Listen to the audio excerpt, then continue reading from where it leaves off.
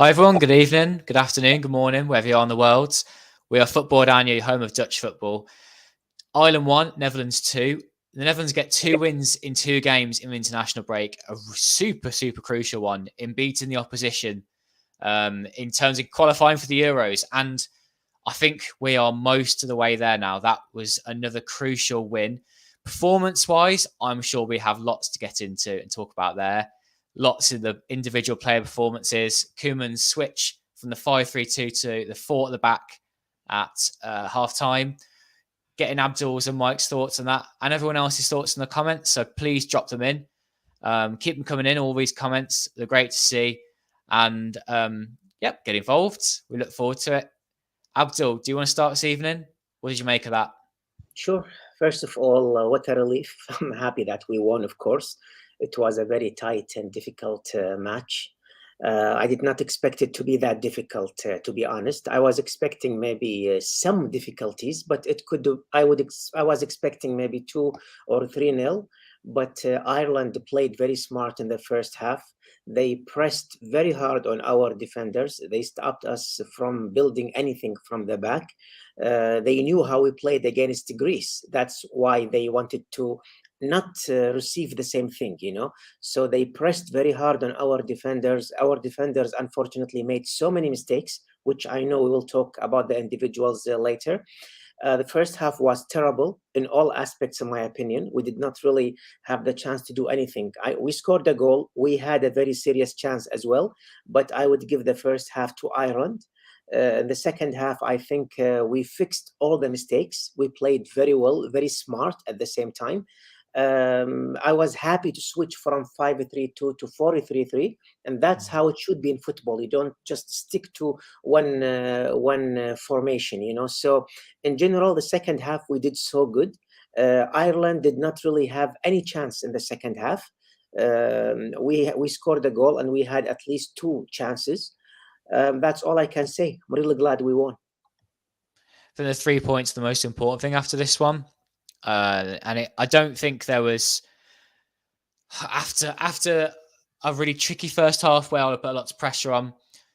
I didn't feel under threat in the second half, and maybe the formation change worked with that, and the Netherlands could use a counter attack if they need to. But to be honest, because the goal came early in the second half, they didn't have to put loads of pressure on. They didn't have to go for another goal. Not a most convincing performance. So, what do you think, Mike? Yeah, I mean, I think it was a lot more stressful than it was against Greece. Anyway, I think the first minute just epitomised the mistakes at the back. The first minute, just that calamity of losing the ball straight away, them getting a corner, penalty.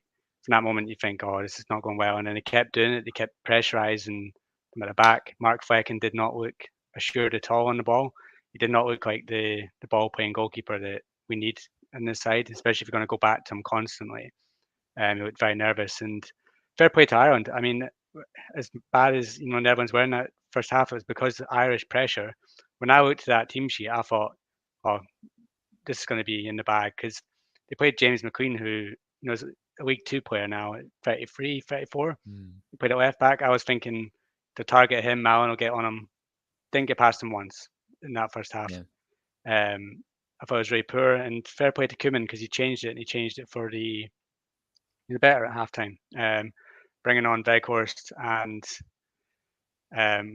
Reinders completely changed the game, taking off Blind and Wiefer, who were by far the worst 2 players on the pitch in the first half. And Wiefer especially, I thought he's been poor for Feyenoord so far this season, but that's the worst first half I've seen from him since I've seen him play the past 2 years. He was terrible.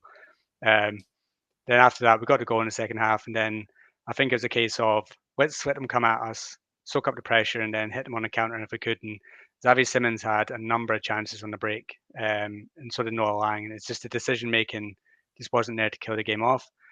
But luckily, the defense stood strong in the last couple of minutes, even with some dodgy punches from Flecken, some silly fouls around the box.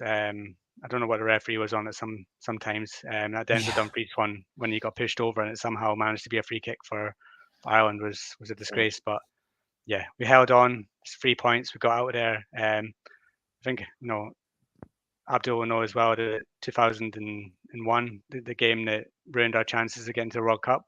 This could have been our banana skin tonight, and we've got through it with 3 points. So let's just be happy that we're even doubling with the win this time. Yep, that's right. We talked about that in the preview, didn't we, Abdul, with the 2001 game? Yeah. When I saw the fans sitting behind the goal, and of course the same stadium, it automatically switched my mind to 2001 and how disappointed and sad I was after losing. But I'm glad we won today, really. Hopefully this will erase the bad memory of the stadium, How about Vejo scoring again? How does he sit in your rankings now of Netherlands strikers?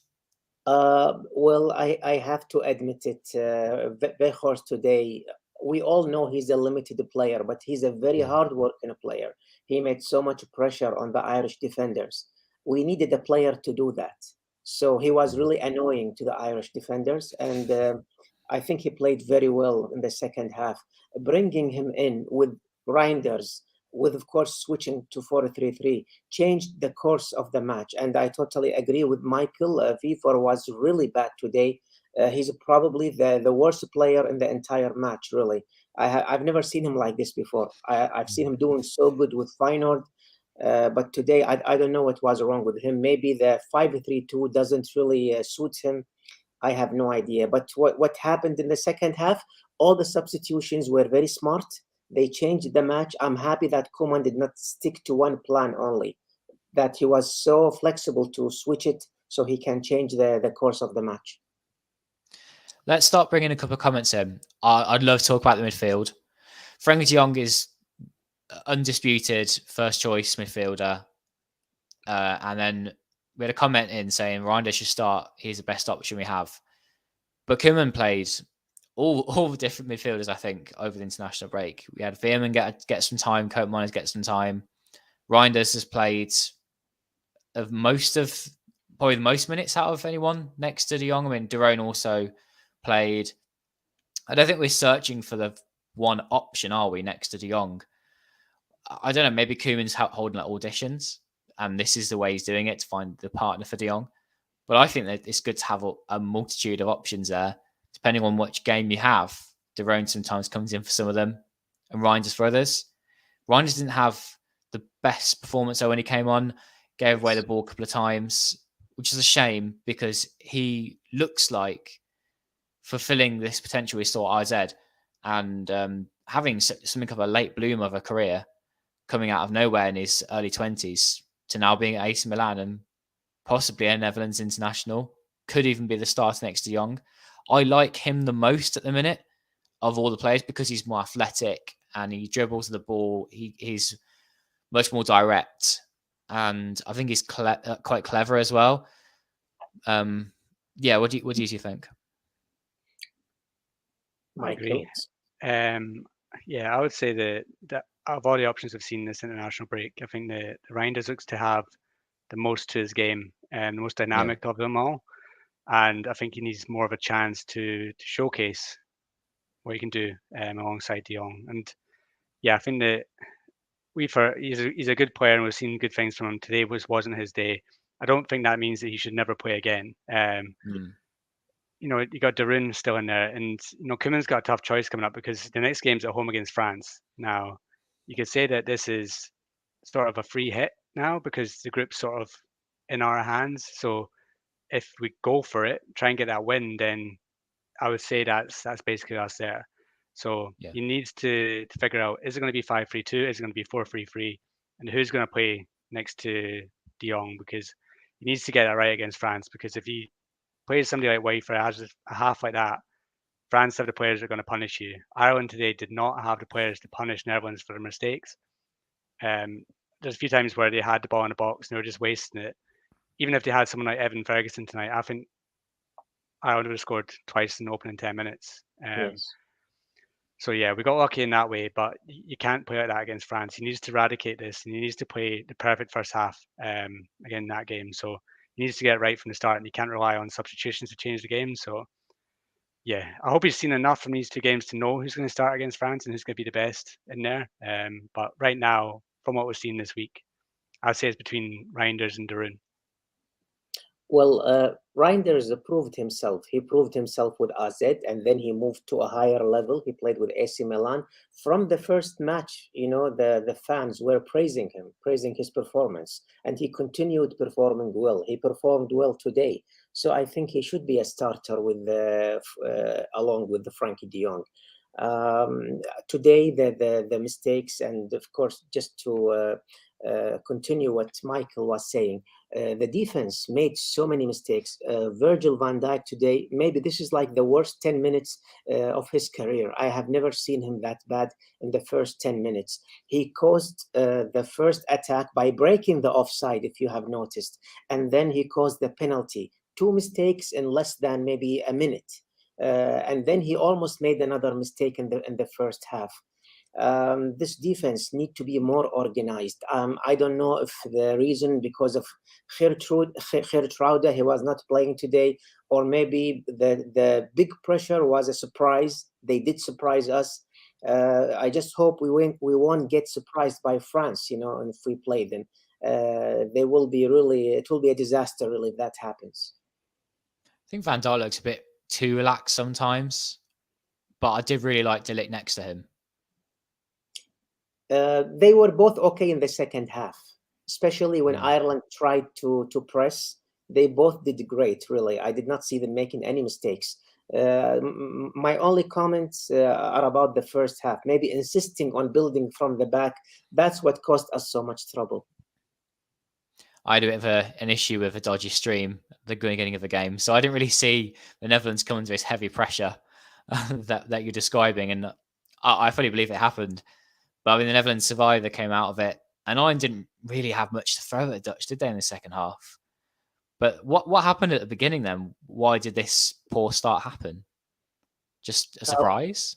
I think they took us by surprise, and they knew that we built our attacks from the back. So they put so much pressure on our defenders, as simple as that.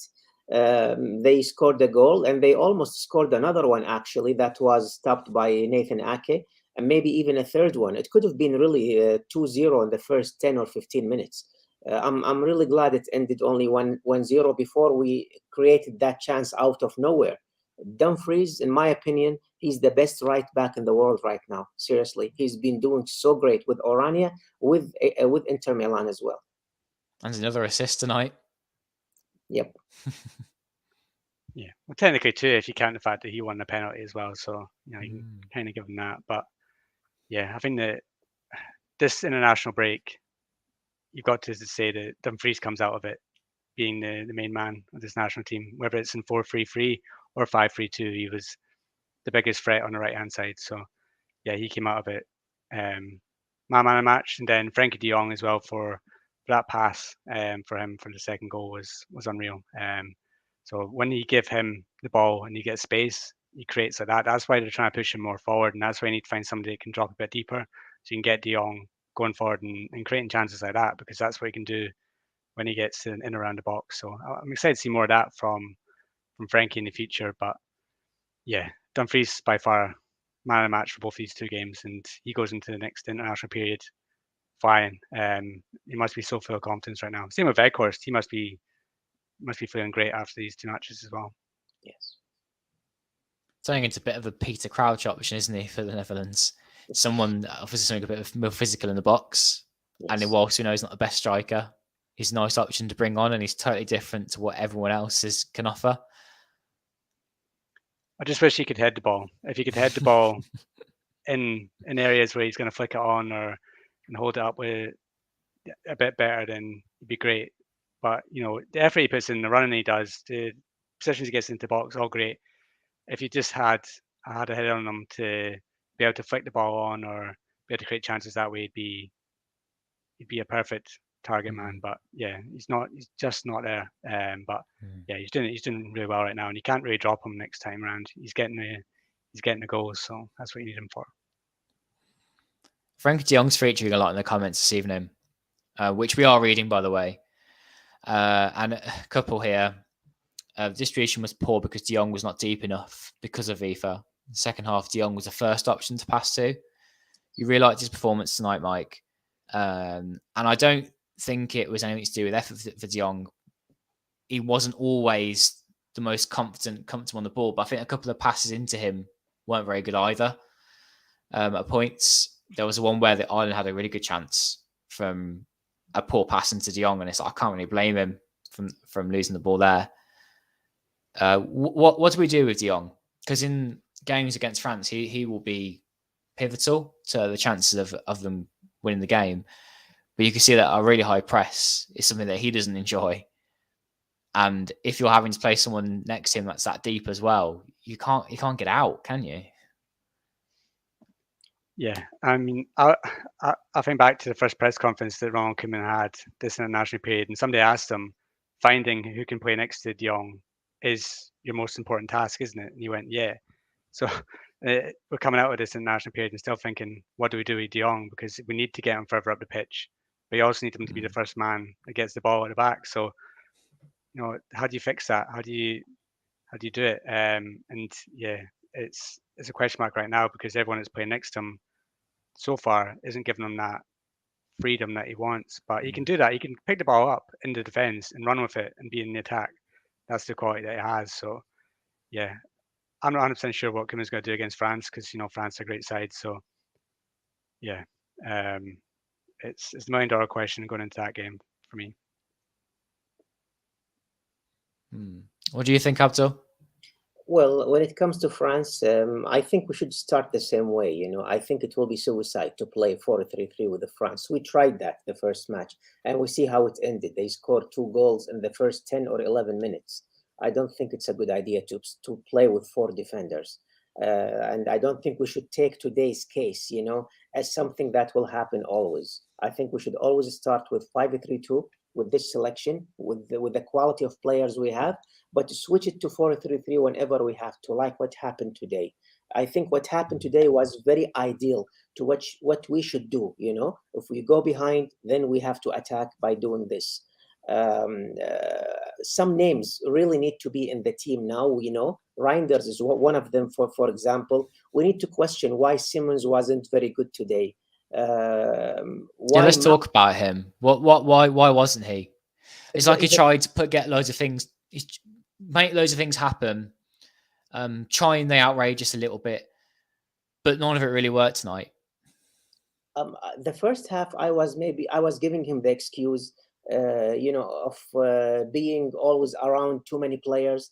Usually Simmons like to play in open spaces. So in the second half, I thought he would be much better, especially after we scored the second goal, because he had so many empty spaces. He could have done something, Unfortunately, he lost the ball in many occasions. He could have created much better than what he did in the second half. I don't know why this happened. Malin also, he was kind of invisible in the second half. The first half, he created himself a very good chance, but the way he shot it was very surprising to me. I'm still really, some names, I'm not sure if they should play for the next match or not. But some names, like, for example, Reinders, he should really continue playing with us as a starter from next match.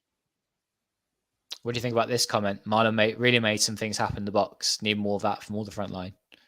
Well, because I've seen him maybe with Dortmund. With Dortmund, he is much more dangerous than what I saw with Oranje. Maybe I'm making this comparison. That's why. Yeah, with Malin, I thought in the second half when we went 4-3-3, I mentioned earlier on that James McLean was their left back, and I thought that when Malin picked up the ball, he'd try and run with it, but there was no point where he tried to take on a man, and that's what frustrates me with Malin. If you play it in front of him, you can get through like he did in the first half twice when he had 2 chances the goalkeeper saved. But when he picks up the ball around the box, he doesn't seem to want to drive at anyone with his pace, and that frustrates me. But he did well in the first half to get those 2 chances, didn't really take them, and I agree, wasn't really there in the second half. So it was ever okay performance from him, but not great, I'd say.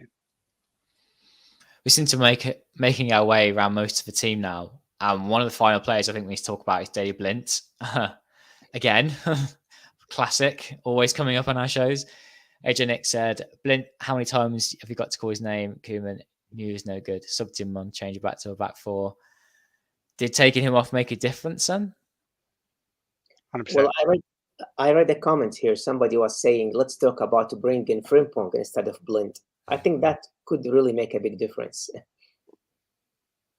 Yeah, I don't know if you read any of the comments after the Greece game, but Daley Blind gave some comments about playing in a back five, because for Girona he plays as a centre back, and he actually said after the game that he was knackered and he couldn't run anymore because he wasn't used to it anymore playing as a left back, and he didn't really like it at the end.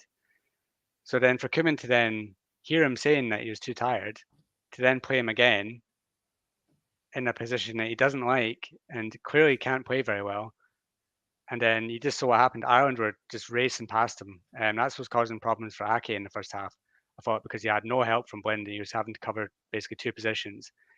Every single time they were just racing past Blind. He wasn't anywhere near the ball. And deservedly he got taken off. And then unsurprisingly, when he gets taken off, the Netherlands defense is stronger. Yeah. So that for me, if you needed any more proof, that for me, it should be the game that ends Daley Blind as a starter in the Netherlands national team for me. How many times have we been here before, though? You've got to use your eyes, and you can see that you can't do it anymore. But in a back five, you cannot play wing back, and yeah, the evidence is right there. Yeah. But at least we can say really good news is that Nathan Ake is still playing quite well. He didn't have his best performance tonight, but showing again that he's flexible playing as a centre back or a left back. He was amazing today. I think it was a great performance by him. I don't recall him making any mistakes. He blocked a very important shot actually in the first half, in the first 10 or 15 minutes, if I'm not mistaken. That was supposed to be a goal, but he blocked it really. And yeah, we can always depend on him. Nathan Ake always plays in a stable level. Since the World Cup, we've noticed he's the only one who always does good with the team. If not very good, good, Yep, going Ake. And I think he's got a definite place in starting 11 now, and that flexibility is going to be useful. I think back four, he is the left back, and if it's back five, he's always going to be in there. So that's another piece of the puzzle for the starting 11 now. And I'm really pleased that he's fulfilling that potential, because we thought he's a really good defender, but never quite good enough to get into the Man City team. And that last season was incredible from him. Yeah. Who then would you like to have seen a bit more of the international break? Who would you like to see a bit more of tonight? I know for me, it was definitely Noah Long, and I'm a bit disappointed. I didn't get to see him start one of the games, and him and Gakpo together. They don't have to both play on the left wing. Could there have been a place for both of them? Yeah, a bit disappointed I didn't see him. I mean, it was a thumbnail on our match preview. I wanted to see him play. Well, he has too much to show really in the Champions League. PSV is not in an easy group. It's a very tough group. Every opponent in that group could actually beat PSV, and also PSV could beat every opponent in the group, except maybe for Arsenal, as I expect. I think we can see the best of Noah Lang by then. Hopefully, he will be ready to play against France. Yeah, for me, Joey Veerman was one that I want to see a bit more of. I think he came into this international period in great form. I think we saw a little bit of him against Greece. I probably would have brought him on instead of Koopmeiners tonight, because Koopmeiners in the Netherlands squad, never really see the best of him. I think Joey Veerman has a bit about him, could create some chances. Would have liked to have seen him come on. And the other one, probably Hartman. If we're going to play a left back, why not give the starting left back for Feyenoord a go? I think it's a shame that we didn't see him make his debut in this international period, especially with Daley Blind looking so bad. You think that you might try somebody going forward, like a Hartman. Maatsen didn't get in the squad both times. Not really surprised since he doesn't start for Chelsea. But yeah, Hartman, just even 5-10 minutes in one of the games, I would like to see.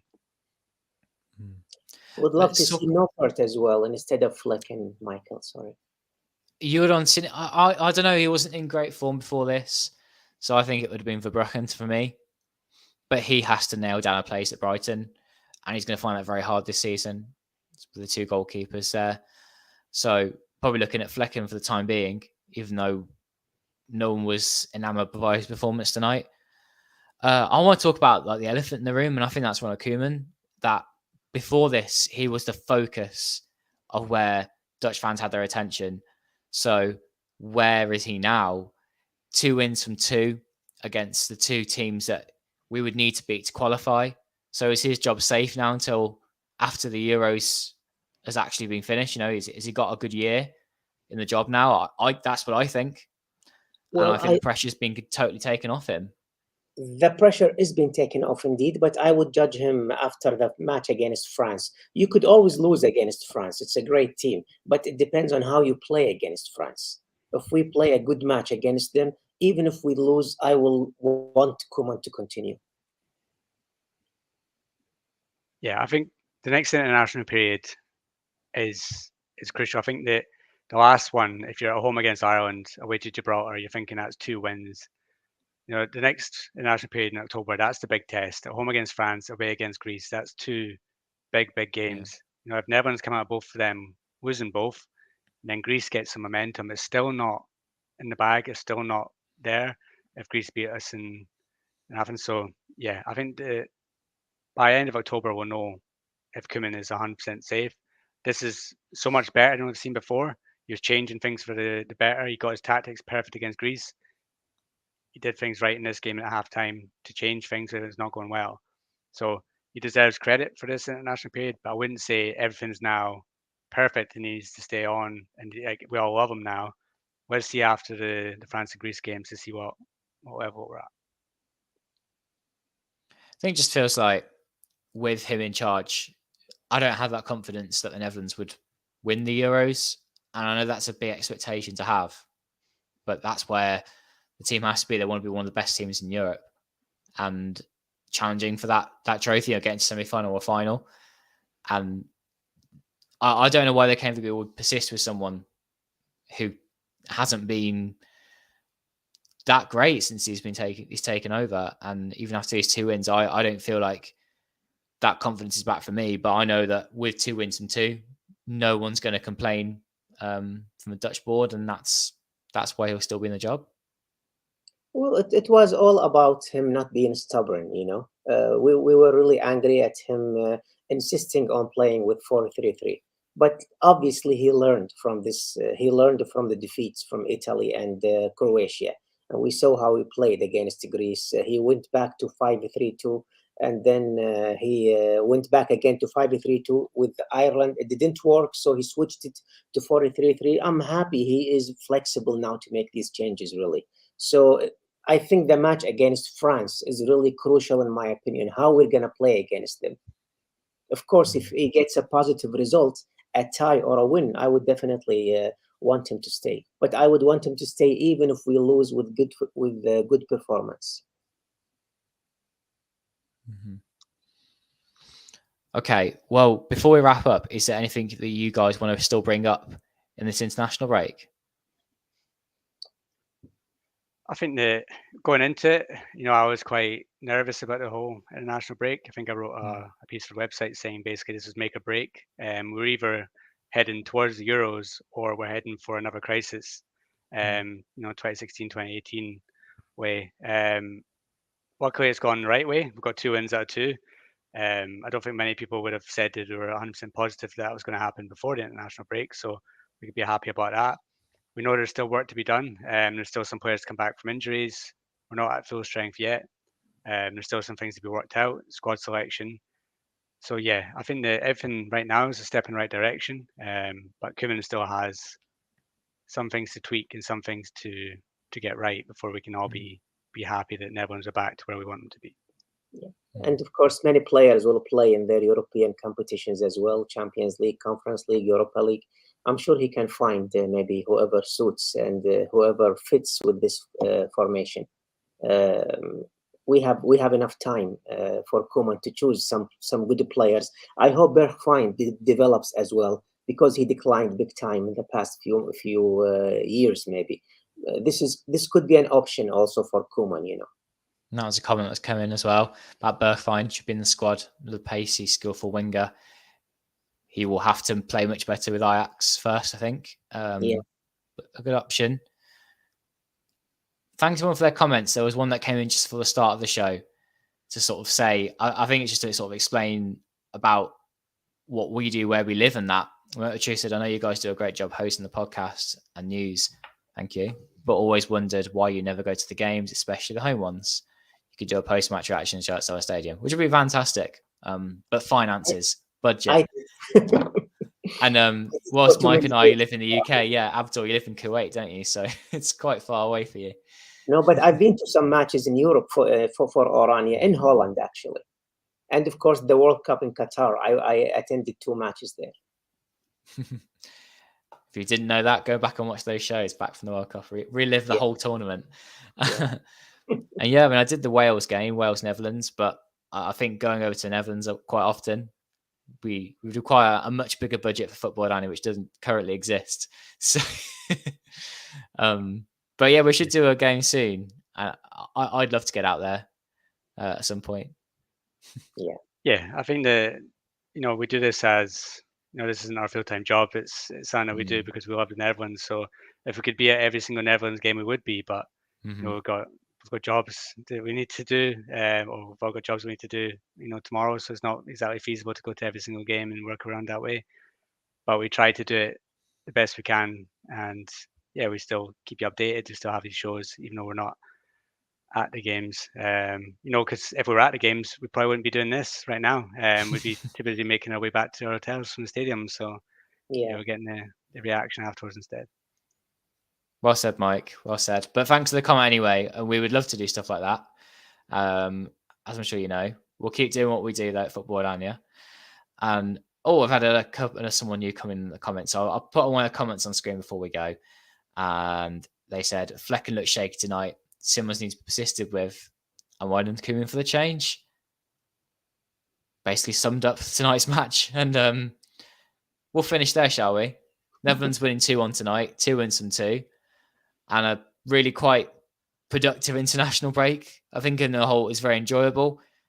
Give it a good 7 out of 10, but it's still not what we want the Netherlands to be.